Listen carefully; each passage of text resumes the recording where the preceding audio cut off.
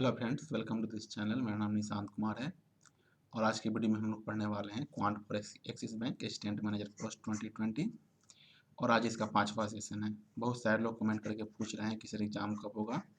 तो एग्ज़ाम का भी कोई ठिकाना नहीं है ड्यू टू कोविड-19। लेकिन आरआरबी का एग्ज़ाम का जो डेट है वो निकल चुका है, जो कि 12 सितंबर से है।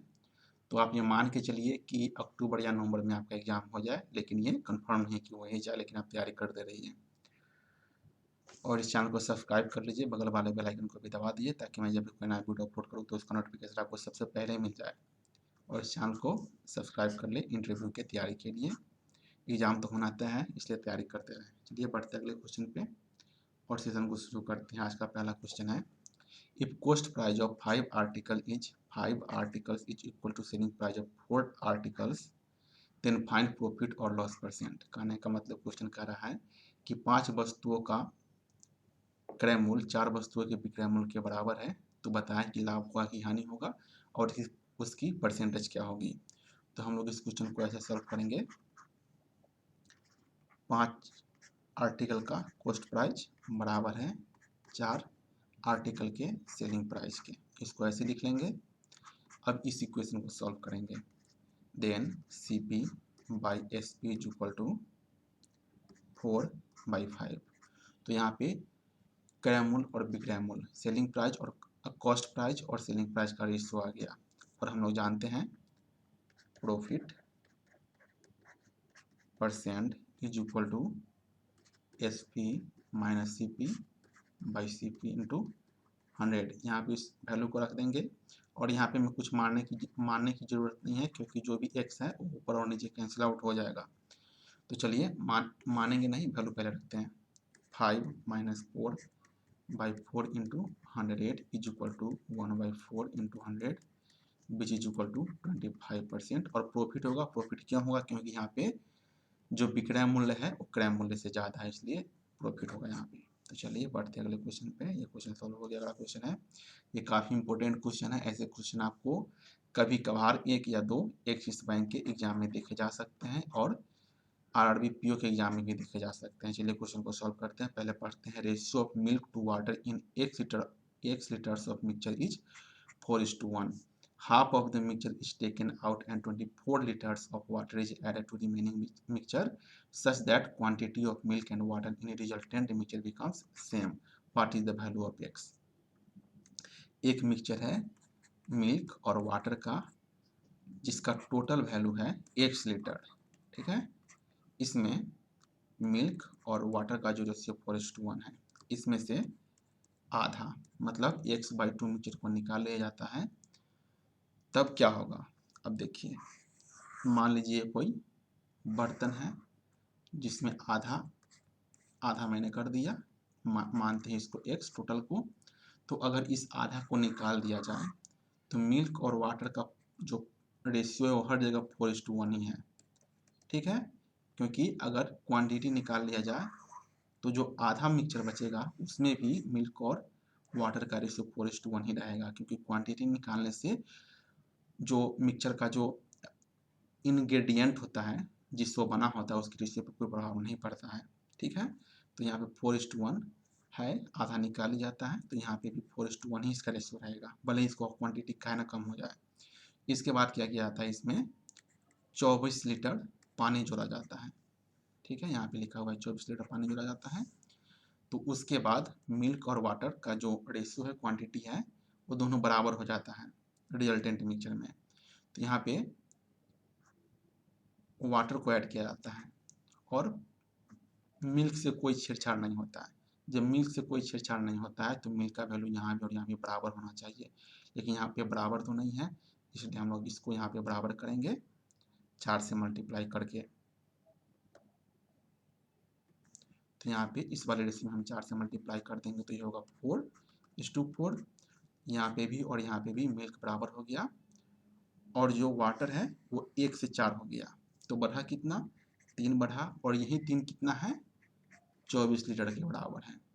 अगर 3 यूनिट का वैल्यू 24 लीटर के बराबर है तो 1 यूनिट का वैल्यू होगा 8 लीटर के बराबर। 1 यूनिट का वैल्यू 8 लीटर के बराबर होगा। और यहाँ पे क्या है? आधा निकालने के बाद 4 और 1 का रेशियो आता है, तो यहाँ पे टोटल हो जाएगा 5। तो 5 यूनिट का वैल्यू होगा 8 × 5, 40 लीटर के बराबर। और ये 40 लीटर कितना है? टोटल मिक्सचर का आधा है, क्योंकि आधा तो निकाल लिया जाता है, बचता है आधा। तो अगर आधा 40 लीटर के बराबर है तो x का वैल्यू होगा 80 litre, which is the required answer B. अब बढ़ेंगे अगले क्वेश्चन की तरफ। अगला क्वेश्चन है some amount is deposited at the rate of 20% compound interest per annum.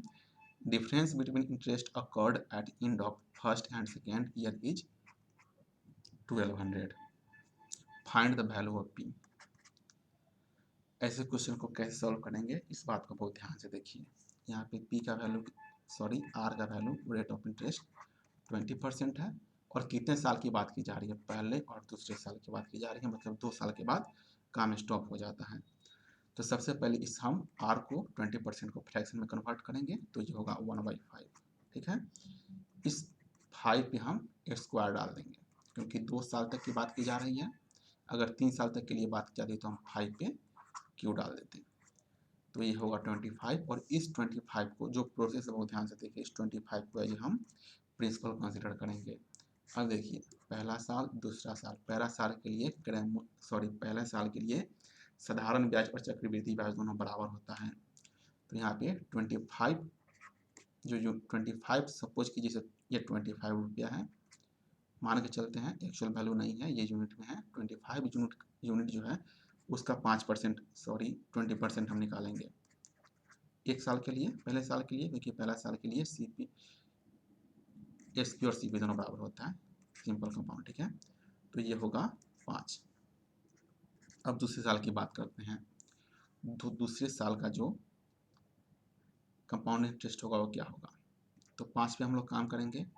पहले साल में है, पहले साल में जितना भी कंपाउंड इंटरेस्ट है उसका 20% बढ़ जाएगा। तो दूसरे साल के लिए कंपाउंड इंटरेस्ट कितना होगा?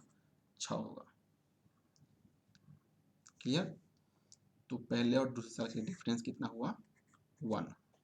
और ये 1 यूनिट किसके बराबर है? 1200 के बराबर है। हमें वैल्यू कितना का निकालना है? 25 यूनिट का। तो 25 यूनिट का वैल्यू होगा 12 × 25 × 100। तो 25 × 10 + 2 × 100, तो क्या होगा? 25 दाएँ 250 और 25 दूना 50, मतलब 250 + 50 300 × 100, तो इसका वैल्यू होगा 30,000। क्लियर? तो आपका टोटल जो प्रिंसिपल है वो 30,000 होगा। क्लियर? अब चलिए बढ़ते हैं अंतिम क्वेश्चन पर। अंतिम क्वेश्चन है ए boat takes 5 hours to travel 105 km downstream. The speed of boat in downstream is 1.4 times of the speed of boat in upstream. What is the speed of current? तो यहाँ पे सबसे पहले हम लोग सपोज करेंगे कि बोट का स्पीड है u और करंट का स्पीड है v। तो अप स्ट्रीम जो होगा वो स्पीड होगा u - v, और डाउन स्ट्रीम का जो स्पीड होगा u + v। आगे क्या कहा जा रहा है उसको देखते हैं। बोट जो है वह डाउन स्ट्रीम में 105 किलोमीटर की गति 105 किलोमीटर की दूरी तय करता है 5 घंटे में। ठीक है, स्पीड बराबर डिस्टेंस बाई टाइम, तो टाइम बराबर डिस्टेंस बटा स्पीड। तो 105/5 बराबर u + v। This implies u + v बराबर a boat takes 5 hours to travel down stream। ठीक है, ठीक है, तो u + v का वैल्यू होगा 21 km/h। आगे कहा जा रहा है the speed of boat in down stream is 1.4 times of speed of the boat in up stream. तो अप स्ट्रीम में कितना होगा? ये होगा u - v, और इसका 1.4 है डाउन स्ट्रीम, तो u - v ये होगा 7/5 बराबर 21, ये होगा 3। तो u - v is equal to 15। Clear? इसको हम पहला इक्वेशन सपोज करते हैं, इसको दूसरा इक्वेशन सपोज करते हैं, और पहले और दूसरे इक्वेशन से काम करेंगे। u plus V is equal to 21 और u minus V is equal to 15। Cancel negative positive negative इसी को कैंसिल कर देते हैं, तो 2v इज इक्वल टू 6, तो v is equal to 3 kilometre. और अब हमें v का वैल्यू निकालना है करंट का, इसलिए u को कैंसिल करेंगे और 3 किलोमीटर प्रति घंटा की स्पीड होगी धारा की, करंट की। तो इस प्रकार आज के सेशन में मैंने 4 क्वेश्चन को इंक्लूड किया है। ऐसे ही थोड़े थोड़े क्वेश्चन इंक्लूड करके मैं क्वांटिटेटिव एप्टीट्यूड बता दूंगा। आज के सेशन पे खत्म करते हैं। Thank you.